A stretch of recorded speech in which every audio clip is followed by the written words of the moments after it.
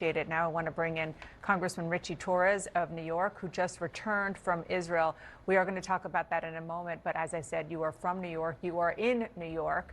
I understand that you felt the earthquake this morning. Describe that and what you're seeing and hearing from your constituents now. Well, I'm here in the Bronx, and I was fielding phone calls when all of a sudden my home was shaking substantially. It was a momentarily terrifying experience, but like every congressional office, we're in close contact with FEMA, the governor's office, the mayor's office, and so far there's no reason to be alarmed. There have been no reports of damage to infrastructure. There have been ground delays at airports out of an abundance of caution, but there's no interruption to the MTA, to New York City Public Transit Service. But I've been given every assurance that federal, state, and local government authorities are going to closely monitor the possible aftershocks of the earthquake. Did you immediately know that it was an earthquake? It certainly felt like an earthquake, but I was not sure. And so that was part of what made it so terrifying, is that we all felt blindsided by it. It came out of nowhere. Yeah, as earthquakes are known to do. I do want to turn to, as I mentioned, you just got back from Israel. You are very outspoken in your support of Israel and its right to defend itself. President Biden is now warning Israel that there will be consequences if it does not address civilian crises in Gaza. Republican House Speaker Mike Johnson says the president's ultimatums should be going to Hamas, not Israel. Who do you agree with?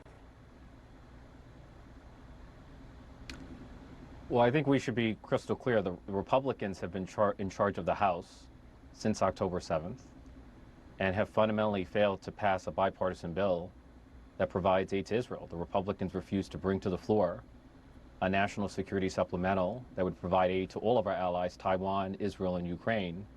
And so if you're allowing aid to Israel to languish indefinitely, then you're in no position to lecture anyone, including President Biden, on his support for Israel.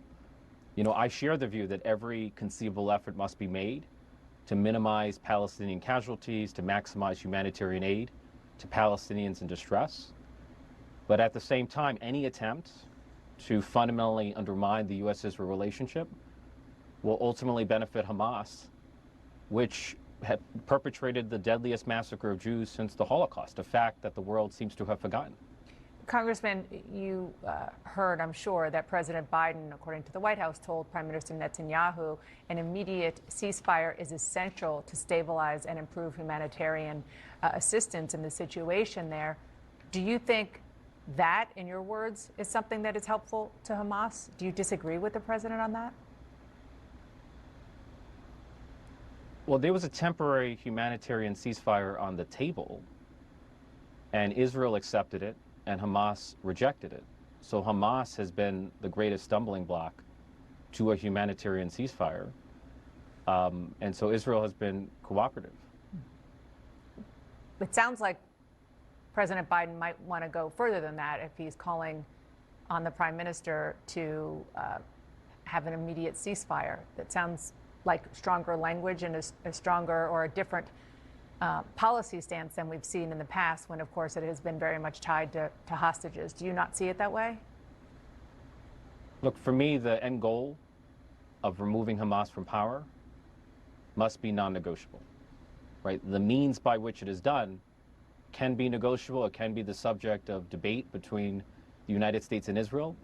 But if Hamas remains in power, there will never be security for Israel, and there will never be peace between Israelis and Palestinians. The removal of Hamas from power is a precondition for both security and peace in the region.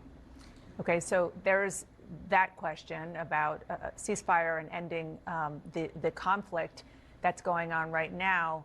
And then the other piece of it is what you all do in the United States Congress, which is theoretically giving money and aid to Israel. Some of your most pro-Israel fellow Democrats, Senator Chris Coons, for example, now say they support putting conditions on U.S. aid to Israel. Do you?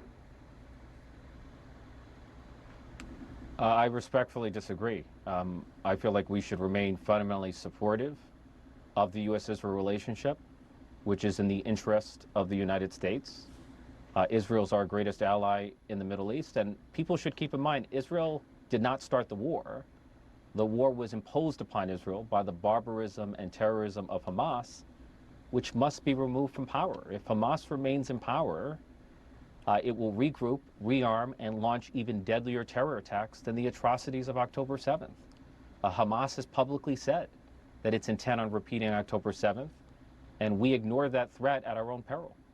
So I disagree. I'm in favor of preserving the U.S.-Israel relationship and removing Hamas from power, but doing so in a manner that minimizes Palestinian casualties and delivers aid to those in need.